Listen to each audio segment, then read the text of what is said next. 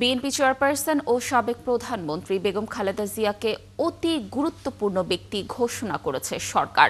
একই সঙ্গে সাবেক এই প্রধানমন্ত্রীর জন্য হাসপাতালে দেয়া হচ্ছে বাড়তি নিরাপত্তা। এদিকে শীঘ্রই দেশে ফিরছেন বিএনপির ভারপ্রাপ্ত চেয়ারম্যান তারেক রহমান, এমনটাই জানিয়েছেন বিএনপির স্থায়ী কমিটির সদস্য সালাউদ্দিন আহমদ। বিস্তারিত শাহরিয়ার ইমতিয়াজের প্রতিবেদনে। বিএনপি চেয়ারপারসন বেগম খালেদা জিয়াকে দেশের অতি গুরুত্বপূর্ণ ব্যক্তি ঘোষণা করেছে সরকার। সোমবার রাতে ভেরিফাইড ফেসবুক পোস্টের মাধ্যমে এমনটাই জানায় বিএনপির মিডিয়া সেল। এর পরপরই ইভারকের হাসপাতালের সামনে বাড়ানো হয় নিরাপত্তা ব্যবস্থা। গত কয়েকদিনের মতো আজও রাতভর সেখানে অবস্থান করতে দেখা গেছে বিএনপির নেতাকর্মীদের। এদিকে সোমবার রাতে গুলশানে বিএনপি চেয়ারপারসনের কার্যালয়ে বৈঠকে বসে বিএনপির স্থায়ী কমিটির সদস্যরা।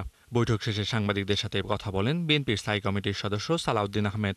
বলেন, দ্রুতই দেশে ফিরছেন বিএনপির ভারপ্রাপ্ত চেয়ারম্যান তারেক রহমান। আমাদের এটা রেগুলার মিটিং, স্ট্যান্ডিং কমিটির মিটিং। আমাদের বিভিন্ন বিষয়ে রাজনৈতিক আলোচনা এবং নির্বাচন ভিত্তিক বিভিন্ন আলোচনা, প্রচারের বিভিন্ন কৌশল, এগুলো নির্ধারণ করার জন্য আমরা আলোচনা করেছি, অন্য কোনো বিষয় না। তিনি শিগগির চলে আসবেন ইনশাআল্লাহ। শাহরিয়ার ইমতিয়াজ, ৭১, ঢাকা।